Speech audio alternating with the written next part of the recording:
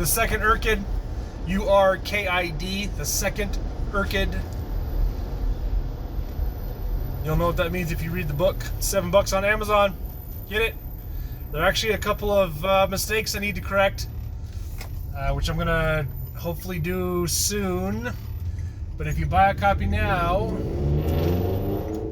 and later I become a famous author, this copy, this edition, will be worth millions of dollars. Alright. The second Urkid on Amazon. $7. Okay, so. Alright. So here's a reflection for you. Why is life so hard? You know, Jesus says, if a strong man, well armed, full of armor, if he's standing guard on his house, his possessions are fine. But if somebody stronger than him comes and overpowers him, then his possessions are not fine. So, we are the strong people, right? In that scenario. But who is stronger than us that would want to take our stuff and spoil all of our belongings? The devil. Now,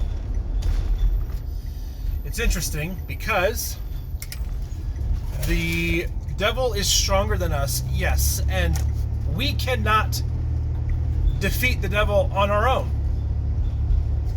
Life is a struggle.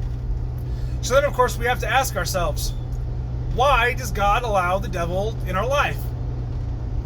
Because God and the devil are not on par. They are not equals. The devil's not God's enemy, right? God created the devil. So that's not what we're talking about. What are we talking about? We're talking about the fact that God allows the devil in the world to tempt us because he wants us, God wants us to struggle. Why does he want us to struggle? Because it's good for us. That's why. Which in and of itself might be the answer to the whole theodicy question, but leave that aside. God wants us to struggle because it's good for us. So, God, being the ultimate being, loving us as much as he loves us, wants the very best good for us. So he wants us to struggle not only in the physical world, right? Bills, health, relationships, parenting, marriages, kids, whatever. All the 1,000,001 things, problems that people have. Those are all regular daily struggles, parts of life. God also wants us to struggle. He wants us to struggle in the spiritual life, which is more important than the physical life. Okay. But here's the interesting thing to think about. God allows the devil in the world to tempt us so that we struggle spiritually, but God also knows that we cannot defeat the devil without him. The devil is stronger than us. He's more cunning. He is much more wily. He wants our demise more than we don't want it. All right? He is more powerful than us. But God still wants us to struggle against him. And we can only fight and overcome him with God's help, with God's grace. So not only does God want a supernatural good for us through spiritual struggle, he also wants us to grow closer to him through said spiritual struggle. He wants us to thrive, because that's the only way we can defeat the devil. By by uniting ourselves with God, by allowing God's grace to overtake us, by saying, through your name, Lord, I can do this. Not through my own name, not through my own powers. So, that's why. And then the devil will be, in this case, the one who is strong and powerful.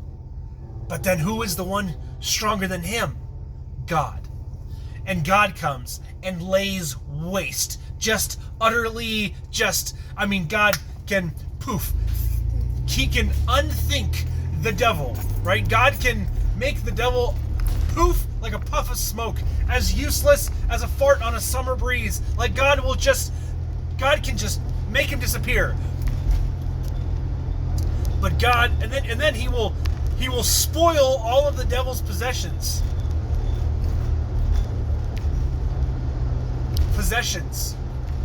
Whatever the devil thought he owned.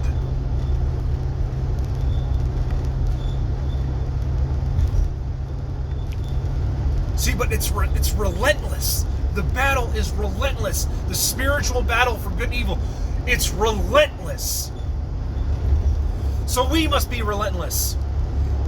St. Peter says, the devil is prowling around like a roaring lion looking for someone to devour. Relentlessly. So we must be relentless. We must be relentlessly wanting to combine, I keep saying combine, wanting to unite ourselves with God and His grace, allowing it to come and allowing it to fight through us, allowing us to fight. We cannot do it alone. And then also in that same passage when Jesus talks about the person who's well armored and then somebody stronger than him comes and takes his stuff, in that same passage, or a little after, he says a demon is roaming through the arid desert. And then he goes back to the host where he was before, inside of which he was before, and he finds that his house is clean, which means that person cleaned up their act. They were possessed, and then they cleaned up their act. And the demon's not like, oh man, this guy's good now. No. He goes and he gets demons more powerful than him. Multiples. Maybe that's what happened to the Gennesaret demoniac, but he goes and gets demons more powerful than him, and then they inhabit that man. So even when you think you're done, and you're holy, and you're being nice, and giving your time up, and offering money, and sacrificing, and maybe you're going to church every Sunday, maybe you're going to confession, I'll still come back. But where sin abounds, grace abounds the more. So you can always know that if there are lots of temptations, then there is way more grace. All right. Buy the book. Second Orchid on Amazon. I wish you the best.